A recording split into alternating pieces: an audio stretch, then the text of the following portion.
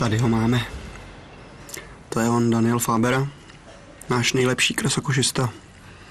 Skutečná osobnost. Krasokošista desetiletí, můžeme říct bez nadsázky.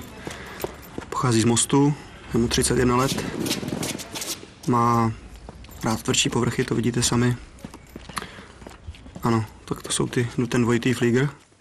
To je jeho parádní disciplína. To je opravdu člověk s obrovským ešpritem, člověk, který je obrovskou osobností. On je členem Mezinárodní krasokošinkové federace. Pochází z Mostu, také hodně trénuje, má tam spoustu přátel. A je to skutečně báječný člověk, nejenom v tom sportovním slova smyslu, ale i v tom lidském. Samozřejmě práce nohou, to je jeho velká diviza. V tom je možná nejlepší na světě. No, tak já jsem prostě na začátek jsem vyběhl jako v klidu, zatáčku jsem dal klasickým poskokem, pak jsem si nadhodil dvojitýho flígra, což se většinou děláš k závěru, a já jsem to zvolil, protože tentokrát mi to tým namíchal trochu jinak a vlastně dal víc tu váhu doleva, takže já jsem mohl hodit i levej, i jako pravý ten flígr. Pak jsem dal zadního honekra, což je taky vlastně úplně jako v tomhle pořadí se to nedělá.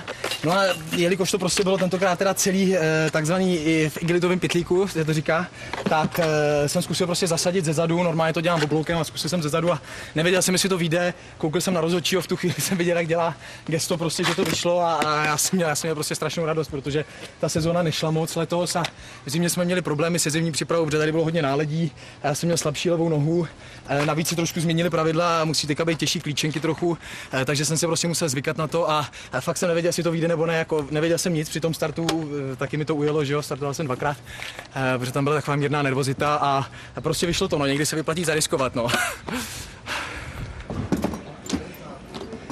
Jak je na tomto osmička? Mně se tady devítka připravuje.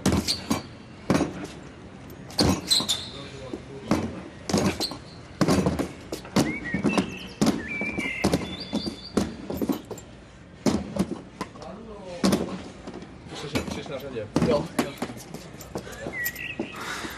Tak tomuhle sportu si prostě člověk musí ten vztah opravdu najít k dětství, tam ten prostě odpad těch lidí, kteří to v dětství začnou dělat, je hrozně velký, protože málo koho vlastně baví vynášet koše, je to činnost, ke který jsme puzený rodičema a prostě já jsem si k tomu ten vztah musel najít, protože jsem to dělal hodně často, naše domácnost produkovala hodně odpadu a chodilo se třeba i 2krát denně a mě to začalo bavit a protože jsem byl z regionu, který není úplně rozvinutý a vlastně se tam nedalo nic moc dělat, tak já jsem si tohle vzal jako tu činnost, ve které můžu vyniknout a začal jsem si to ozvláštňovat, začal jsem si k tomu hledat vztah.